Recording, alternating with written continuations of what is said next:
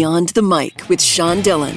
We're joined on the star line by a former Grateful Dead roadie who's now on the hunt for bluefin tuna from Discovery Channel's All on the Line. We welcome Captain Johnny Johnson. Hey, Sean, how are you, buddy? Doing great. Thank you, my friend. It's an honor and a pleasure, sir. Thank you very much, sir. Let's go beyond the mic. All on the Line shows the story of two boats fighting their way through the Gloucester, Mass. Bluefin tuna season. How long does a typical tuna season last? Well, tuna season starts around the 1st of June and goes through Thanksgiving, maybe on into Christmas. But the real body of fish shows up around the end of June, and generally by Thanksgiving, we're pretty much done. So really, you should be out on the boat right now.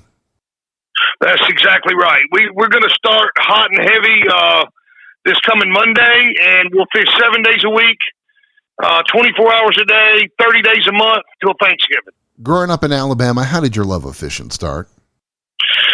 My father and I used to fish a lot together, and he caught a world record catfish when I was 5 years old.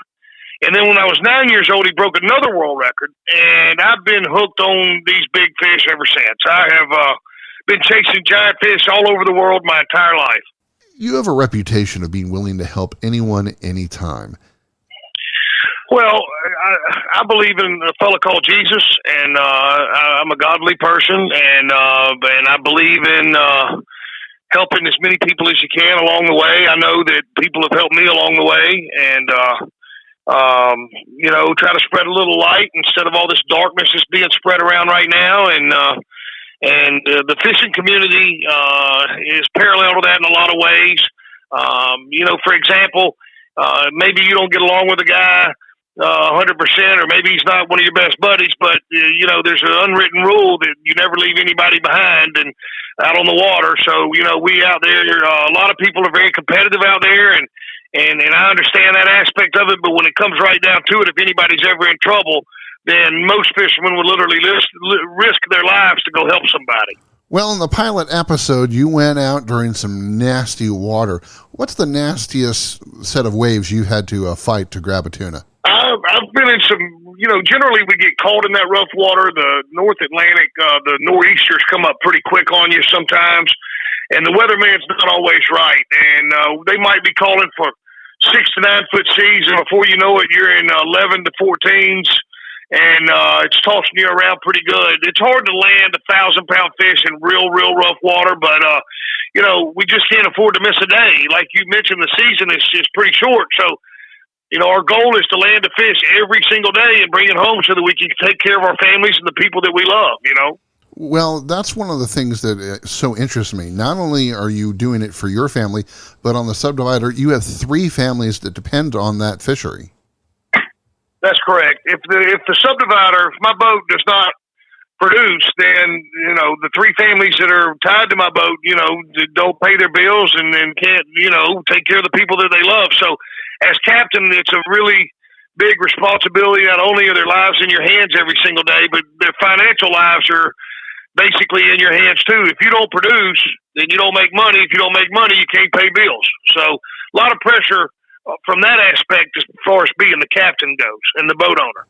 In the pilot episode, you say about a fish escaping from the line, quote, "It happens, but it's not supposed to happen to me," unquote.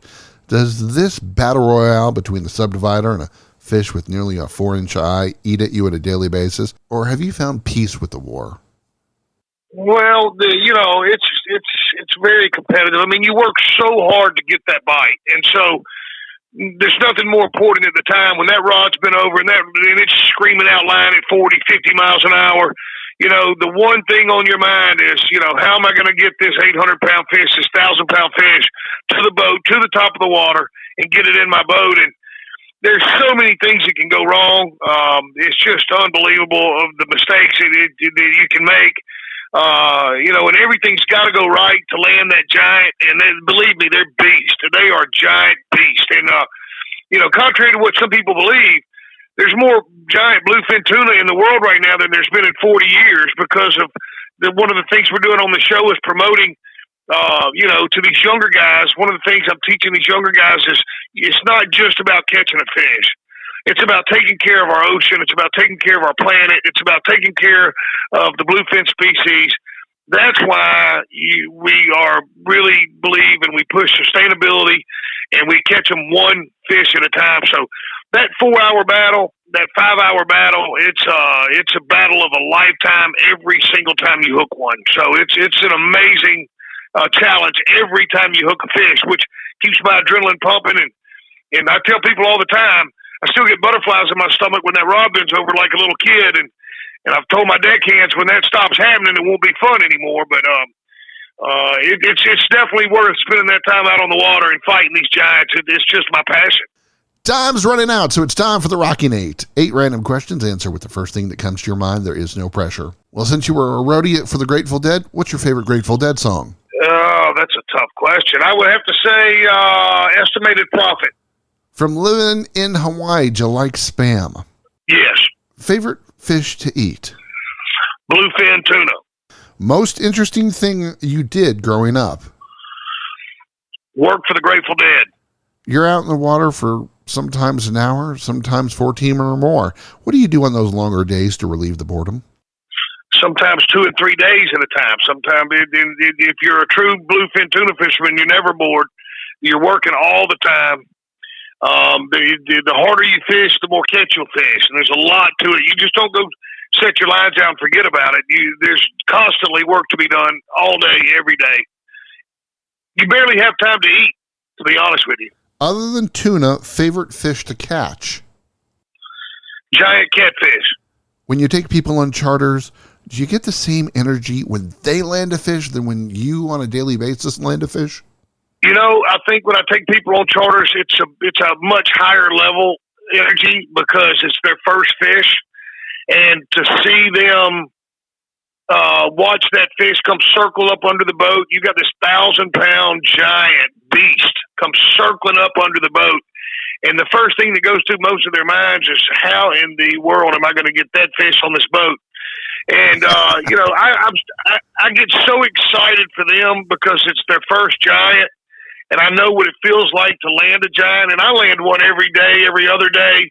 And for them to do it with their son or their brother or some of their good friends, it's something they'll talk about for the rest of their life.